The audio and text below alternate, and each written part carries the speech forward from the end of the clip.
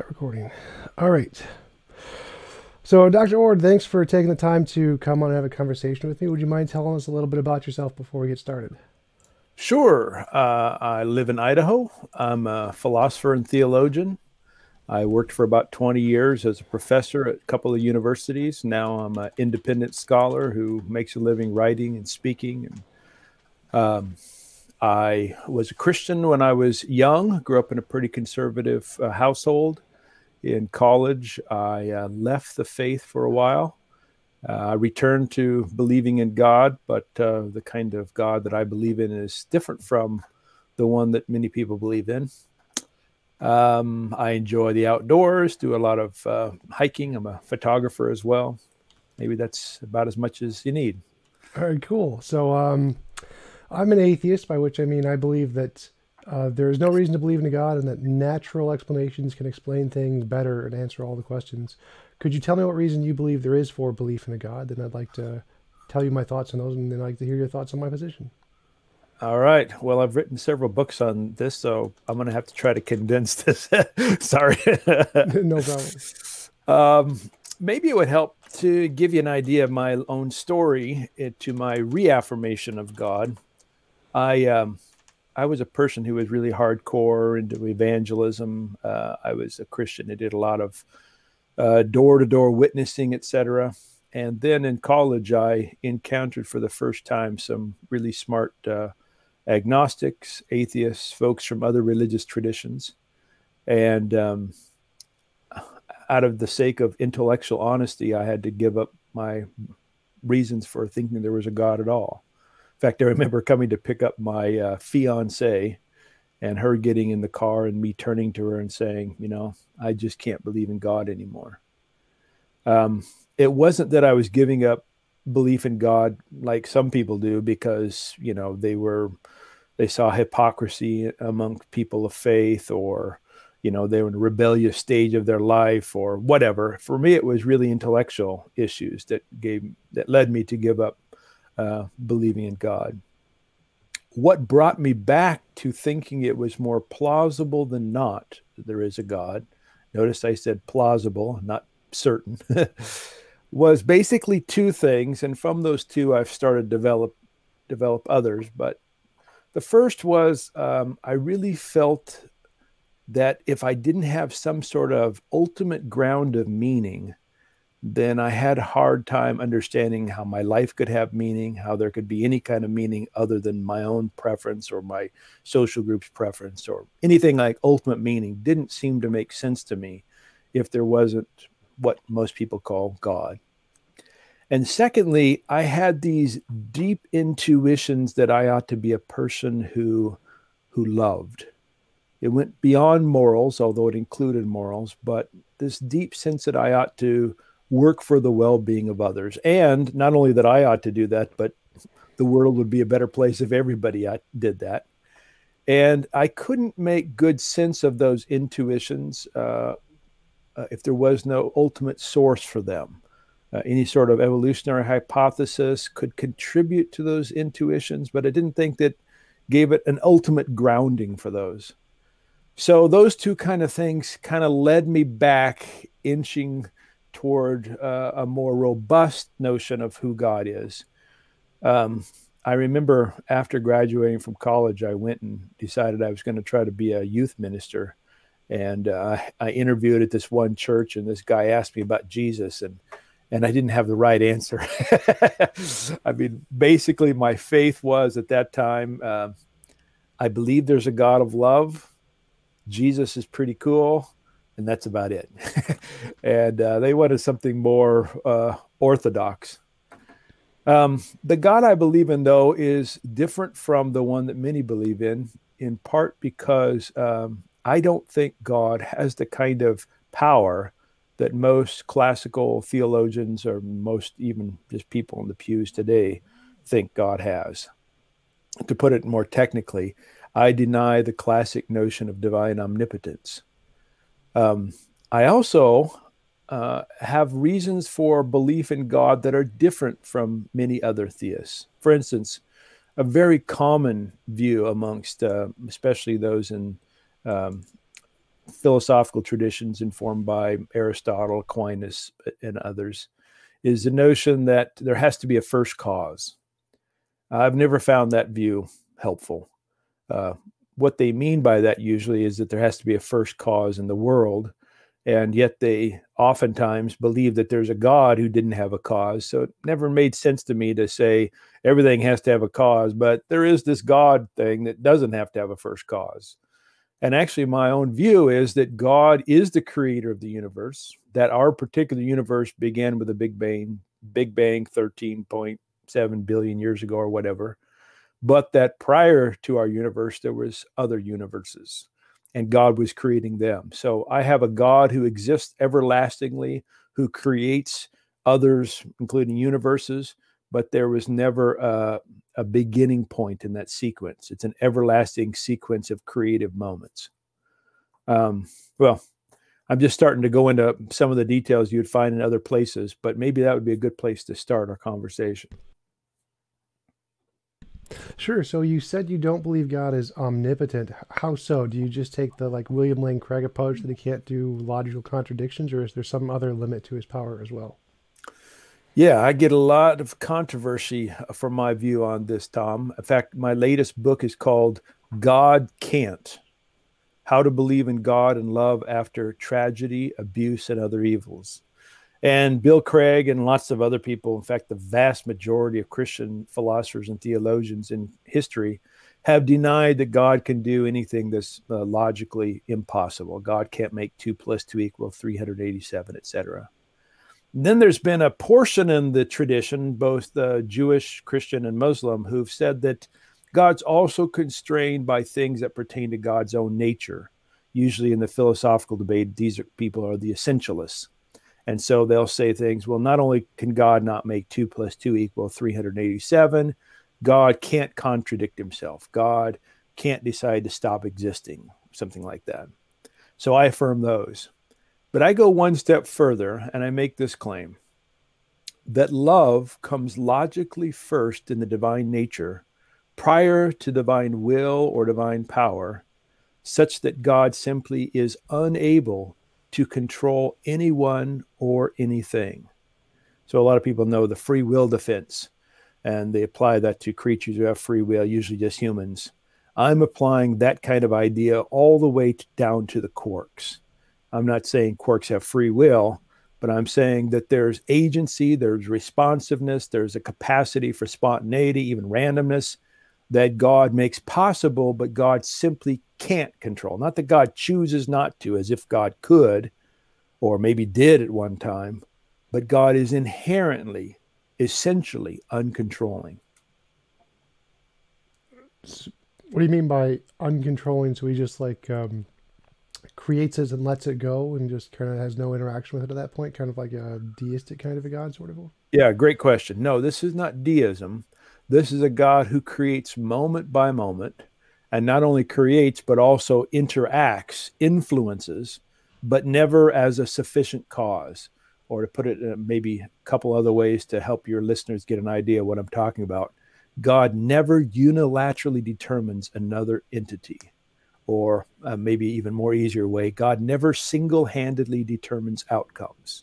So in every moment, God creates, and in creating, God calls, lures, persuades, woos. You can use all kinds of language here, as long as it's not sufficient cause language. So there's always interaction. We depend upon God for God's moment-by-moment creating, but God must create because it's God's very nature to do so. And so this is not a God, this is not Bette Midler's God watching us from a distance. This is a God engaging moment by moment upon whom we rely for our existence. So why couldn't I essentially just take away the consciousness aspect of a God and say that there is essentially just an eternal, powerful nature, like naturalistic pantheism, and that its nature causes it to create the universe as it is with the current fine-tuning constants or whatever, and that could explain everything in the same sense? Why do we need a God at all when the conscious mind kind of a way? Well, it's a great question, and obviously that's one that I've dealt with when I was younger and continue to deal with. One of the things I want to make sure that comes across in this discussion is I don't want to come across as if I've got everything figured out and I've got all the answers. I'm not also just pulling stuff out of my butt. These are things I've thought about that I think make a lot of sense. But there's a couple of reasons why what do you call it? Naturalistic pantheism. It's the term Yeah. from the Stanford Encyclopedia of Philosophy, just essentially Yeah. a scientific universe, just nature is all kind of a thing. Yeah. Sometimes also called just naturalism. I'm not sure why we'd have to call it pantheism unless we somehow think that creation is divine, but maybe that's your position. I won't go there for the moment. Why have a consciousness? Why have any kind of capacity? Well, here's a couple of reasons. One might think that it makes sense to believe that the world has some kind of trajectory, some kind of orientation towards something better, something more beautiful, something more lovely. Now, of course, if you have that view, you look around the world and you can see some good evidence for increasing complexity and evolution, capacity to overcome certain problems in our world, fewer deaths, all kinds of things. But then you've also got all kinds of evil. But I can handle that evil because I've got a God who can't control. So the number one reason most atheists give for why they don't believe in God is if there was this loving God who was powerful, God would stop evil. Well, I can affirm the positive elements, the sort of trajectories toward positivity, purpose, etc., but also say the reason we have evil in the world is not because God caused it or even allowed it, as if God could have stopped it, but God simply can't control, but lures and calls us toward this greater beauty and complexity and love. And I don't think, at least the way I look at the world, I don't think a pantheism without consciousness has a good way to accounting for the purposiveness in that kind of way. Now you might say, well, it's just built in the nature of that pantheism. And that's in the nature of the God I believe in too. So I'm all for that. My next concern would be, well, is there any kind of give and receive responsiveness with this pantheism? Yeah, I'll stop there and let you respond. Well, yeah, so from my perspective, I think we can have the purpose and meaning and the striving for something better, kind of like in a dharma or karma kind of a way, where it is just built into the nature itself. You don't seem to need a consciousness for that. And that also tends to explain the evil on the same side, because if it's not conscious, it has no reason to stop the evil at the same time as providing the good. Whereas if you have a conscious being who would take an initiative and have a desire for good, it would seem like a good reason to actually not have evil, because it would probably get rid of it for some reason, because it has the ability to do so. Whereas an unconscious kind of a universe would essentially just allow both and be apathetic in that kind of a sense, which would be seems like a better way to explain the world the way it is, as opposed to a being who has some kind of seemingly ad hoc limitation where it can't do what its essential nature seems how we would interpret it, what it would want to do.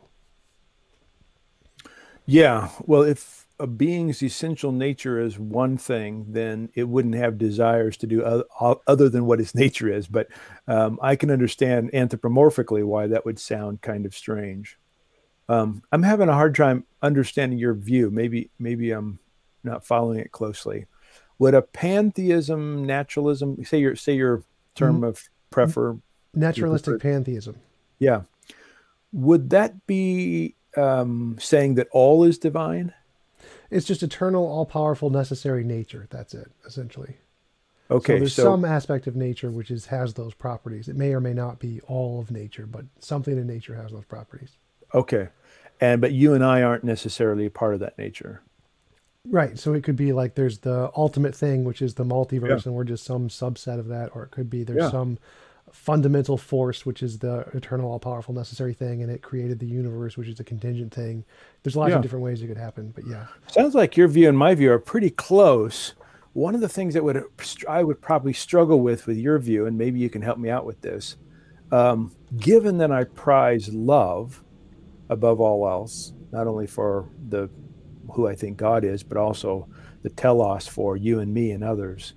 And given that love, as far as we know, is this sort of giving and receiving, ongoing endeavor, it's hard for me to see how the kind of pantheism, naturalism that you provide can account for that. Can you help me with that? Sure. So I would say that love is something that is a relationship between two beings, and so love can be a thing in the universe, as like between me or you or me or my family or whatever, and that it can exist in that way without any third party, like a god or a conscious being above us in any way. Just like gravity can exist regardless of if there's a being like a lawgiver. It's just a fundamental force of nature. So for love could be the same kind of a thing. It's a feature of the universe, but it only is instantiated between a relationship between beings and the universe. Yeah. But then in that case, you wouldn't say this pantheism, naturalism loves us. Right. It doesn't need Yeah. to. We experience Yeah. love. Yeah. So in my view, that would be a real advantage I have over your view, How partly so? because I think that it makes more sense to think ultimate reality is a reality of love, and that grounds my intuitions about what love is. So I'm not saying that logically my view is, right and yours is wrong. I'm just saying, as I think about sort of from a global perspective, I'm far more attracted to the notion that there is an ultimate being who loves me personally, loves all creation personally, and engages in this kind of relationship. And it sounds like your system has the ground for the possibility of love between beings once they emerge evolutionarily, I assume, but it doesn't have an ultimacy of this kind of giving and receiving love that my proposal has. Would that be fair? I'm not sure because I don't see how there's any value in your view. So, because my view is that love is essentially a fundamental part of the reality. It's a law of nature, essentially like gravity. And so there isn't ultimacy to it. It just doesn't, it's not grounded in a personal being because it doesn't need to Yeah. be. Kind of Yeah. like judgment, the same kind of a thing. You can do immoral actions. It doesn't really make a difference if there's a judge there judging your action. It's going to be good or bad, regardless of whether or not you're punished for it or whether or not you're judged for it. Same kind of a Yeah. thing with love is that it's good in and of itself. It doesn't need to have a third party there or a conscious being there to ground it. Yeah. Yeah. So actually, we're closer on that one than I realize as well. So, in my view, am I right in thinking you're familiar with Euthyphro's dilemma? Yep. Um, my view says that there's a third alternative between a God who arbitrarily gives laws, morals, laws of nature, whatever, or a God who is somehow subject to these laws that are outside of God. My view says that these laws are fundamentally God's nature. So God can't go against them. God also doesn't arbitrarily put them out there or, instantiate them in existence. It sounds like that's close to your view, except that you don't have the personal relational aspect that my view has, at least in terms of some ultimate reality that's relational. Well, I'm not exactly sure. One is my first instinct to respond to that would be in the youthful dilemma. That would just be the second horn that there's something greater than God. God is subject to, which is His No, nature. my view is different because I think in that second horn, the way it's set up is it somehow be outside of God. Well, it doesn't make a difference if it's outside or inside. If God is subject to it, and if it's His nature, then it still just fits into the second horn. It wouldn't make a Yeah, difference if it's inside or outside because that's not a part yeah. of the dilemma. I guess I disagree with you, and I think a lot of other folks would too. It would be a difference to say that Tom, I'm talking about you here, that your nature is to do X, and therefore you must do it, as opposed to there's something outside of Tom that forces you to do X. That sounds to many people, at least when it's referred to by God, as if God has to be subject to something outside of God, then God's not ultimate. Whereas if you say God's subject to God's own nature, then God can still be ultimate, but not arbitrary. Well, it doesn't seem to really address the dilemma at all because the dilemma is like, is the good something good because God says it's good, or is it good because of there's some external factor which God is subject to? Just the good in that external factor. So if God's nature is what the goodness is, then His commands or His will essentially is subject to that nature, and so it would still just Yeah. fit into the second horn. And I don't see in the context of most atheistic philosophers, they're saying like the theistic response doesn't really do anything. It's just the second horn. That's the Yeah. classical Well, I response. guess the response I would have is that word external that you used. I'm trying to say it's not external to God. It's just like I'm saying, if it's somehow Tom's nature to fix cheese sandwiches at noon, and he must do that, that's different than saying Peter forces Tom to make cheese sandwiches at noon. That's an external kind of a thing. Whereas if it's Tom's very nature, he's not saying, well, that thing forced me, or I'm just arbitrarily decided to do cheese sandwiches. He's saying, oh, it's my nature to do so. And that sounds to me like a real third option. From a deterministic standpoint, it makes no difference at all. Like for saying that it's my nature, then like my biology forces me to make cheese sandwiches, as opposed to the other guy like points a gun at my head and him forces me to make sandwiches. Those are exactly equivalent. Like there's no difference in those at all from a deterministic standpoint. So if it's God's nature that forces him to be this way, there doesn't seem to be any difference. It's still just the second horn as far as most philosophers can tell. I disagree, but let me talk about that determinism thing, because I think you bring up a really good point. So one of the things also that makes my view different from probably most folks you talk to in this program is that I'm an open and relational theist. And what that means in the guild is that I think God necessarily experiences time sequentially. So God didn't once exist in a timeless state or now exist in a timeless state. God has always been experiencing time moment by moment. That means that the future is indeterminate even for God. And so I reject classical views of divine foreknowledge and that sort of thing. The reason I bring this up is that in my scheme, there are some things that God must do, or ways God must be is probably a better way to put it. For instance, God must be loving. That's God's nature. God can't choose not to love. However, because the future is open and God can't know with absolute certainty which acts will be most loving in the moment, God freely chooses amongst possibilities moment by moment. So God's nature is love. God must love. But how God loves moment by moment is freely chosen given the relationships, etc. I bring that up just to say one of the advantages I think I have is that I can also have this being who I think is ultimate reality, in part have some features that are necessary, but other ways of acting that are contingent. How does that help solve the problem? Of like we were talking about the Euthyphro dilemma. I'm not sure where you were going with that. Yeah, I was giving up trying to convince you that there's a third alternative. I think I'm right. You think you're right. So I was just saying that's an impasse.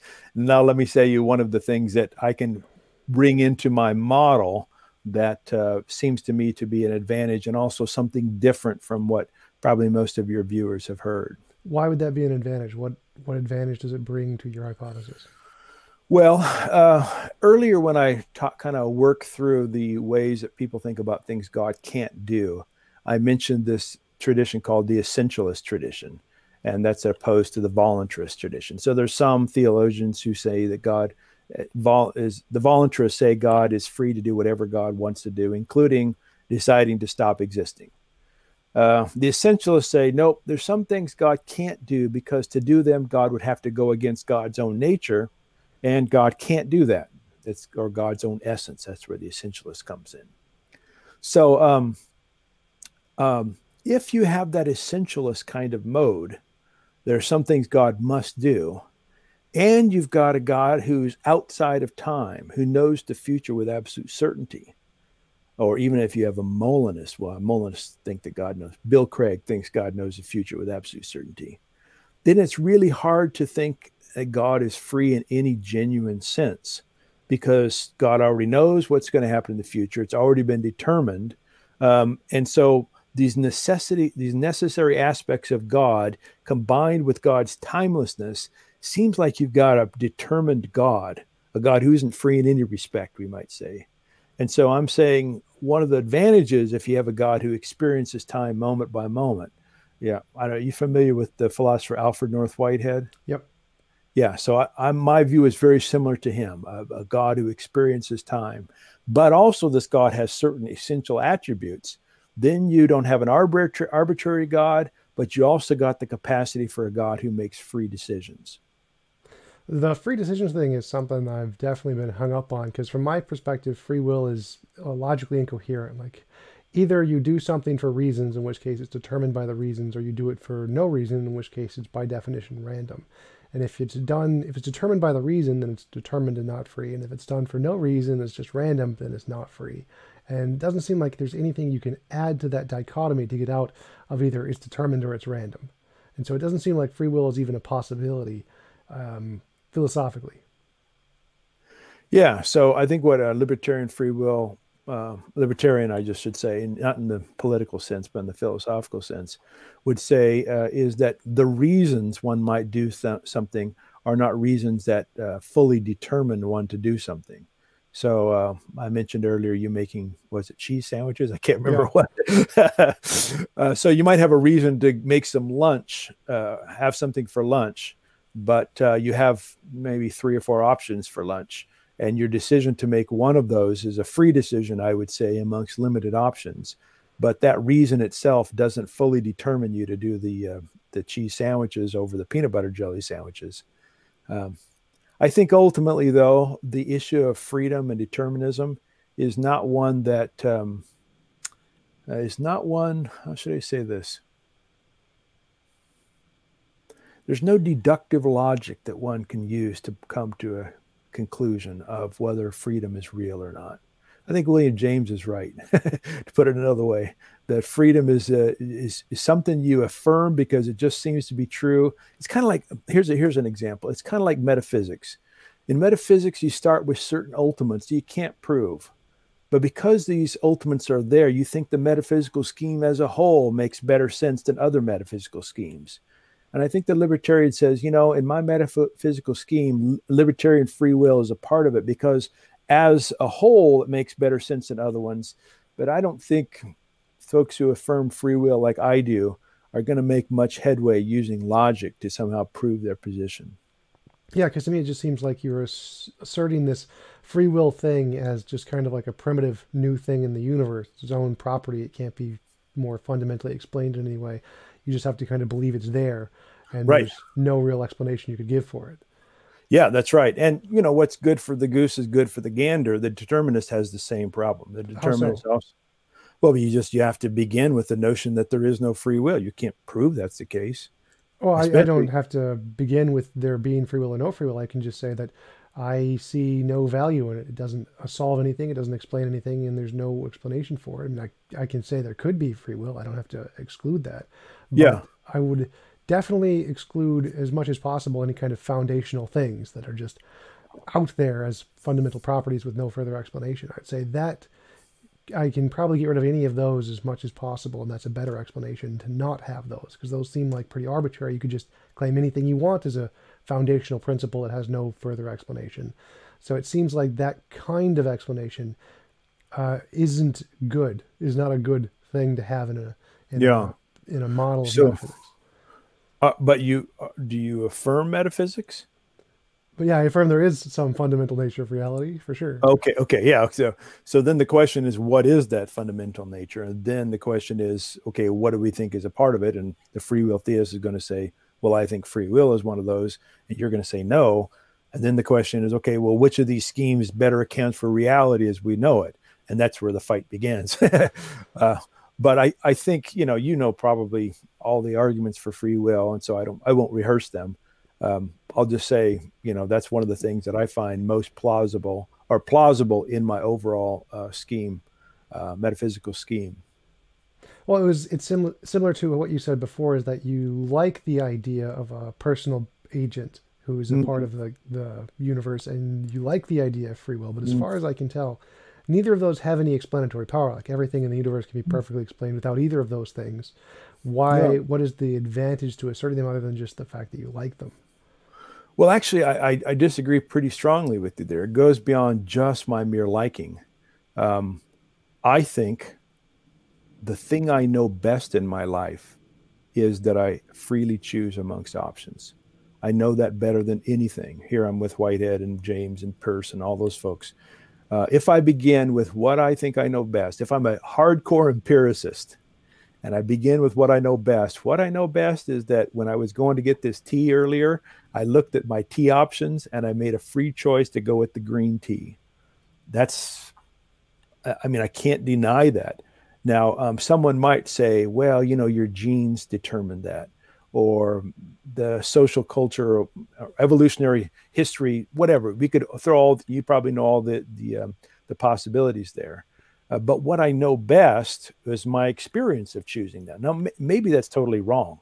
Maybe I'm deluded here.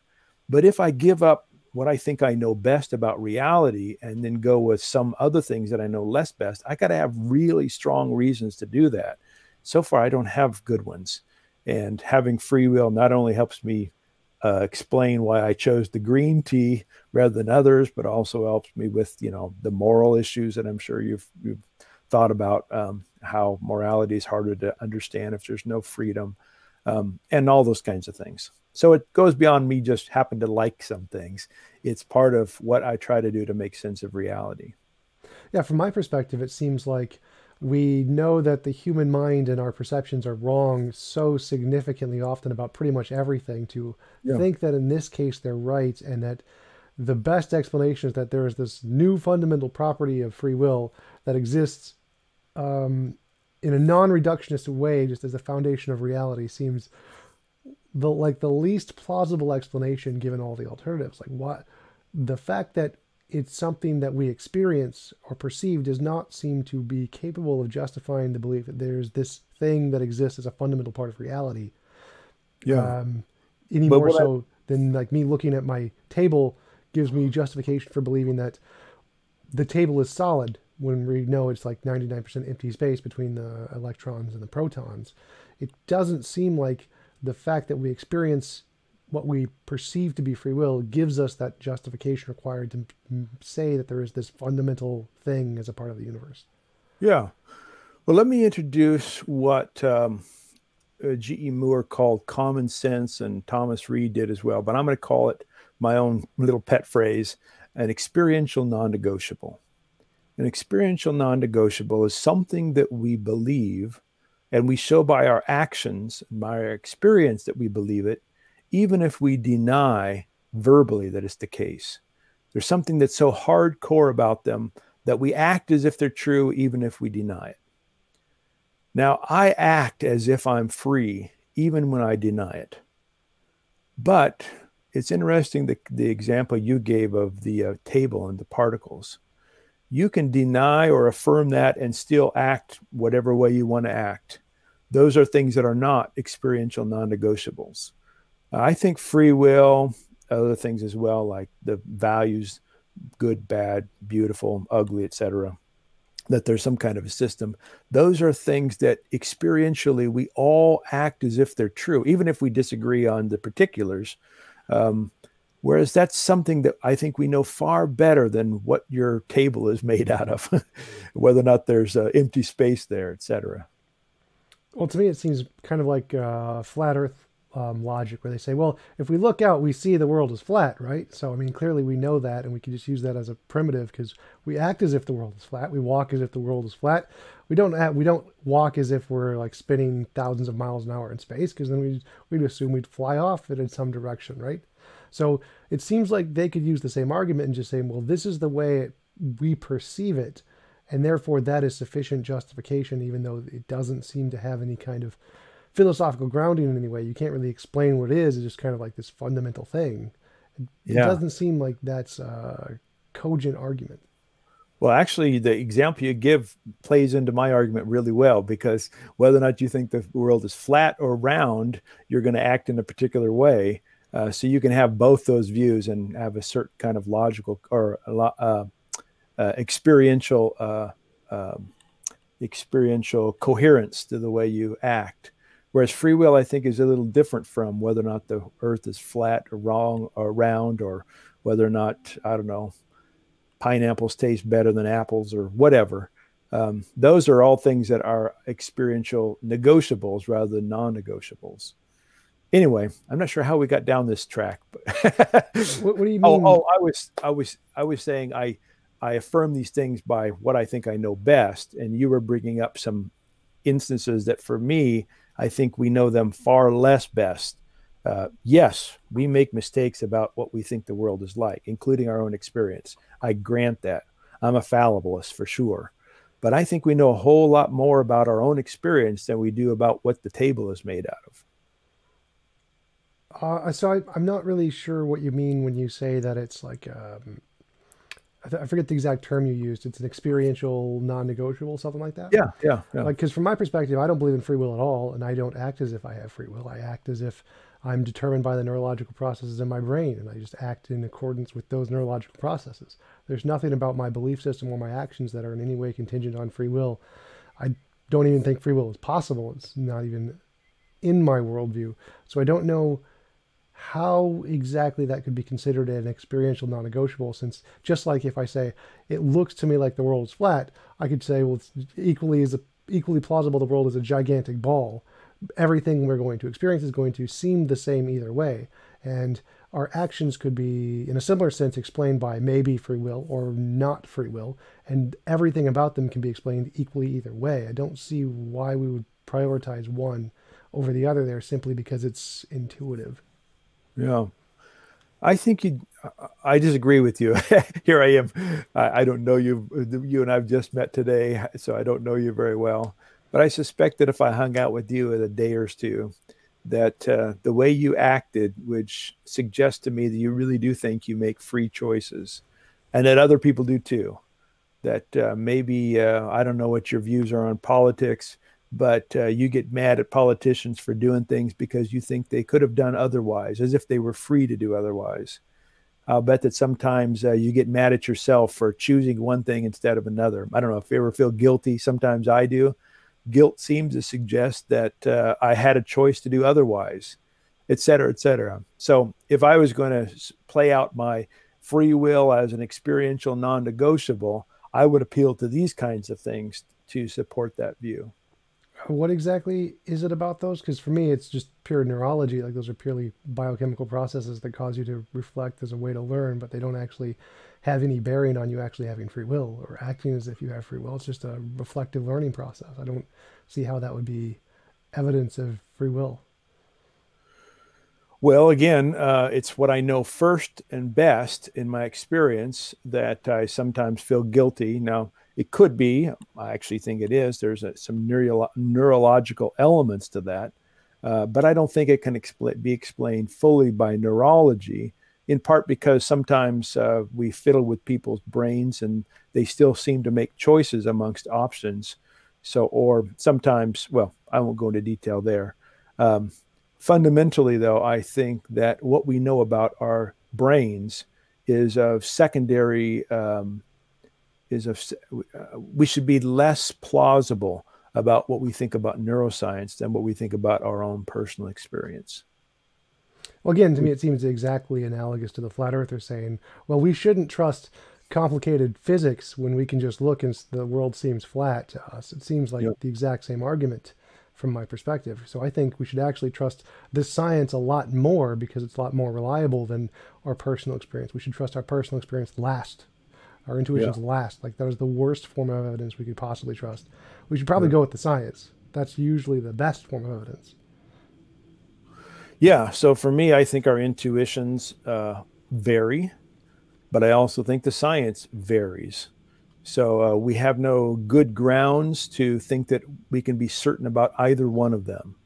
So the best metaphysics overall is going to try to account for both.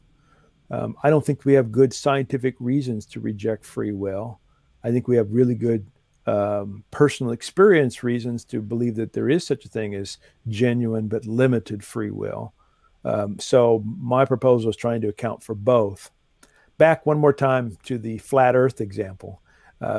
Again, it's not from my perspective, saying that the Earth is flat or saying it's round, either one, is not something that is an experiential non-negotiable, because we can live our lives believing either one and it doesn't make a real difference. We walk around and etc. But free will, I think, is a different kind of thing. Just like I think, well, here's one maybe we'll both agree on. I'm assuming you're not a solipsist, Right. that you think there's a world outside yourself. Well, that to me is a experiential non-negotiable. Some people might walk around saying, well, there is no world outside my perception. I say, well, you live as if there is, so there must be one. You can't, you're committing what Habermas would call the, what's he call it? The, it slipped my mind. Something, performative contradiction. You're doing a performative contradiction by saying there is no external world beyond my perception and then living as if there is. I'm saying the free will thing is in that same category. Again, I would disagree with that, because I don't think of anything that I can do has any belief or reference to free will at all. Like, everything I do is purely in a naturalistic neurological framework, and all of my reflective thoughts fit perfectly well into that. I don't see anything about that would indicate free will. I don't see any contradiction in how I act at all. And most natural scientists usually seem to say the same thing. So even though you're accusing me of being contradictory in my actions, it doesn't seem like I am at all to me. Like, I don't refer to free will or act as if I have free will at all. Well, let me push you one step further, because what you just said, I could agree with all of that, except when you said naturalistic, I just wanted to be clear. Do you mean deterministic as well? Yeah, I think most people who are naturalists are determinists. Or random. There's also the random alternative, quantum mechanics. You don't have to go that way, but yeah, I just want to be sure. Yeah, so I just will have to agree to disagree on that one, Tom. All right, yeah. So from my perspective, it seems like you're adding in things that we don't have any evidential basis for. Like, you mentioned that there's no good reason to reject free will from a scientific standpoint, whereas I would disagree. I would say that everything is imaginary until demonstrated otherwise. And so the fact that we intuitively perceive it is not evidence at all. It counts as nothing from my perspective.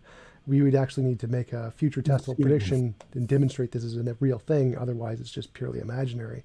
And so from that perspective, all we've got to work with is essentially naturalism and determinism, or randomness with quantum mechanics. But those are the only pieces we can really use when trying to build a model of the world. And adding anything else in is just unsupported, because you could just add in anything you wanted. And if there's no scientific evidential reason to justify one of those things as opposed to its alternative, then we're essentially just picking and choosing whatever feels good to us. And that's not a good evidential grounds to make a model of reality. So I think that just limiting ourselves to the scientific verifiable pieces, puzzle pieces, as what we can use seems to be a more reasonable approach to describing reality than to add in things that don't have that evidential basis. You sound kind of like a logical positivist. Is that the school that, okay. So but the tact you're taking seems very much in that vein. What would differentiate your view from the logical positivists? Well, I don't say that empiricism is the only kind of knowledge. It's just the only kind of way to differentiate between it's something imaginary or something real. Imaginary things are still there. They don't not exist. So like math and logic are still perfectly valid forms of knowing. They're just knowing things about our mind or our language, but they aren't knowing anything about the fundamental nature of reality. So I would say that you can still have knowledge in other ways than empiricism. It's just knowledge about stuff in our head as opposed to stuff in the world. Yeah, well, the logical positivists, at least in my reading of Ayer and those folks, affirm both empiricism and logic and mathematics. So you say there's more ways to know other than those?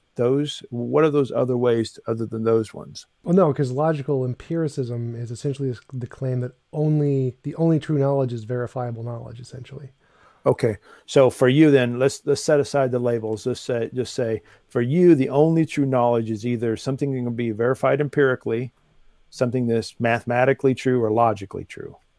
Yeah, so from my view, I would say there's 3 tiers of knowledge. There's conceptual, the stuff in our head, the empirical stuff about the world, and then the metaphysical fundamental nature of reality.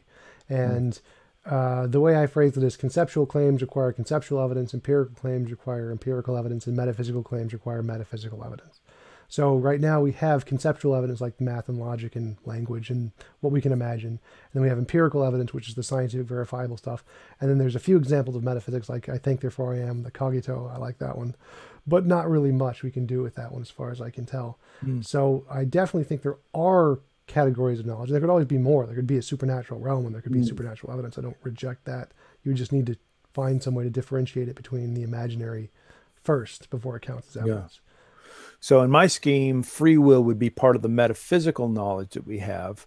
In your scheme, that's discounted because you think there's empirical verification or justification for rejecting free will. Would that be fair? I would say that you first, for anything that you assert, you need to first show it's not imaginary. And if you can't do that, then you can't use it as a reasonable piece and build reality from it.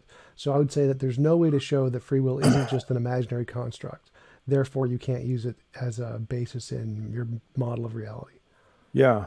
So what's weird is you're not a solipsist. I'm not a solipsist either. But you're saying unless you can prove it's not imaginary, then it can't be part of your scheme. We don't need to like prove. You can't prove anything pretty much. We could. Okay. But it's reasonable degree of assurance. Okay, well, if we go with that, then I think free will can come rushing back in. Well, I don't at all. I think free will, there's no level of assurance at all. It's just a made-up assertion like leprechauns or unicorns or fairies, essentially. Huh. Like, I see no basis for free will whatsoever. I'd say it's worse than fairies because it's like logically contradictory. There is no way it could actually be a thing. Well, I don't think it's a thing, but I know what you mean. So when you choose peanut butter over cheese sandwiches, you know you're making a choice, but you don't think it's a free choice. You think it's, I don't know, your neurons or something about your history or whatever. Yeah, I think that my stomach craved a certain set of chemicals more than others, and so it caused my neurology to fire in that direction. No choice at all. And it's interesting. You think that, it sounds to me, in part because of your more fundamental claim about this. You got to prove it's not imaginary. Or how did you say that? Something about the effect of... Yeah, so anything that is asserted, you have to show it's not imaginary before you can use it as a puzzle piece in your model for reality. Yeah. So, yeah, that's an interesting criteria you have. I don't know that you can affirm even the basis for your models based on that. It seems like you got to start with your 3 tiers thing: conceptual, empirical, metaphysical, or whatever. I mean, because those obviously can't be proven. Those are assumptions you bring to the table. Well, right. So that's just stuff in our head. So models of epistemology are just things in our head. So I don't actually need to show that they're something outside of our head. That would be a contradiction. So what this is not my move, but if I could just say, well, look, free will's in our head. I don't have to prove that.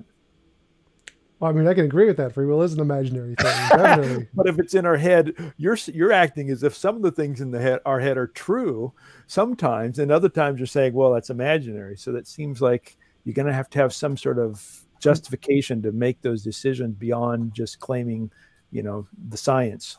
I'm not sure what you mean there. So, because from my perspective, imaginary and stuff in our head are synonymous. So everything in our head is just imaginary. Oh, I was using it as in conceptual. You say there's certain truths. One's conceptual. You said another one's sort of naturalistic or science. I can't remember. Empirical. There we go. And the third one was metaphysical. Yeah. But then I thought, maybe I'm wrong. I thought there was conceptual aspects that could be true. Is that not correct? They definitely can be. Like if I can imagine a unicorn, it could be true that there are unicorns in the world, but in order to go from unicorns are in the imaginary conceptual box to unicorns are in the empirical box, you need the empirical evidence thing. So, but that's only if you're claiming that it's true outside of our heads. If it's not true outside of our heads, like as a part of reality, then you don't need to do that. So I can just say apples are in an English word. Like I don't need to show that true independently of my imagination because it's just a thing we made up. So logic and math and epistemology essentially are all just models in our heads. Gotcha. They aren't true in that sense. They're not. So it sounds like to me like you're, maybe correct me if I'm wrong. Sounds like to me you're like Kant's view of reality. You got what's going on in your head, the noumena. You got what's going on in the world, the phenomena, and there's no necessary relation between the two. Yeah, sort of. But I would say his noumenal realm would be like metaphysics, the absolute fundamental way of things, really the way it really is, kind of thing. Yeah. And he's got free will there, by the way. But you would reject. He also believed in God, so not right. Yeah, that's true. Yeah, you're not going with Kant down that road. Yeah. Maybe he's not the best person to bring up here. He also said lying was always immoral in all cases, and I don't think I agree with him on that one either. I'm with you. Imperative. I'm with you there. So, I'm just bringing up the fact that there are other ways to go about this that I think, obviously I think they have legitimacy, but you don't. So we'll have to agree to disagree again, I guess.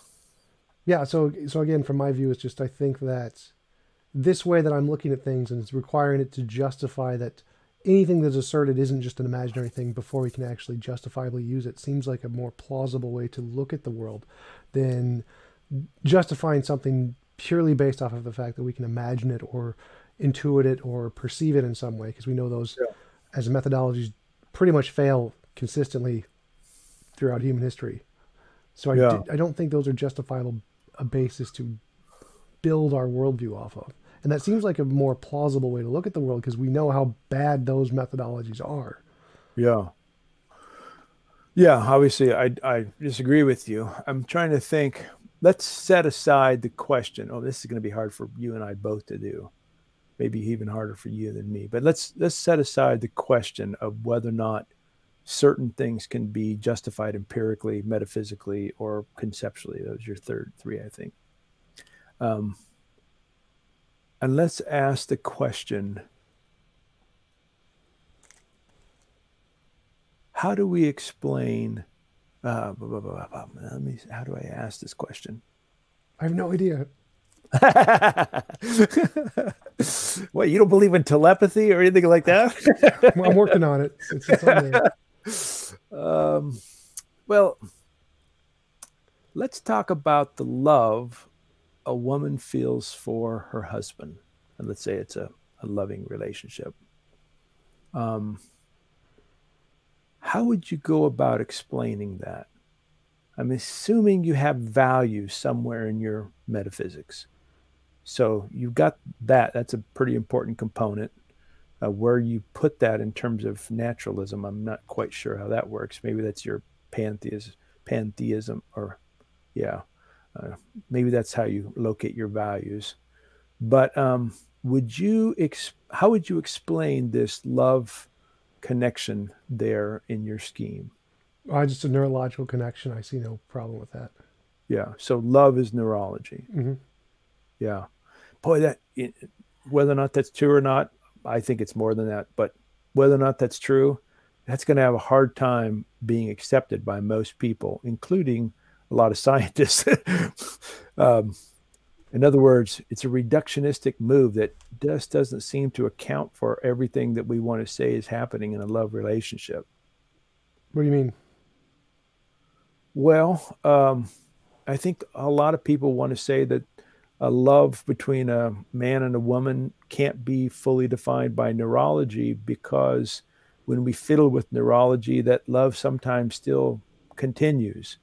And our brains have a certain amount of plasticity that sometimes affects the love relationship, but sometimes doesn't when that plasticity is changed. There's changes there.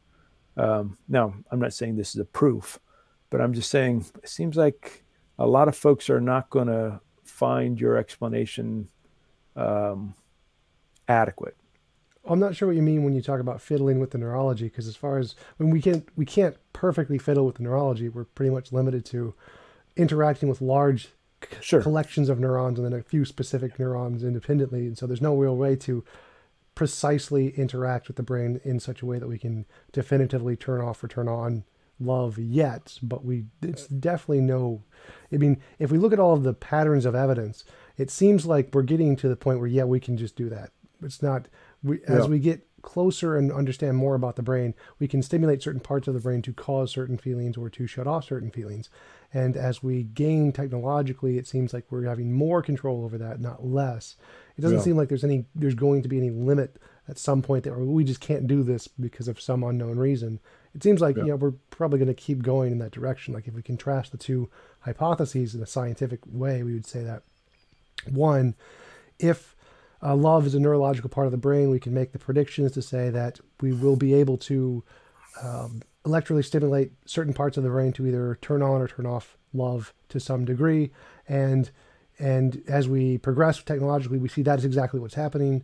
And as we gain more technological abilities, we'll be able to do that with higher levels of precision, which is exactly what we've seen across the spectrum throughout our developmental process of neurology, the field of neurology. So it seems like that hypothesis is the one that's the most supported by evidence by a significant margin, even though we don't have total control yet.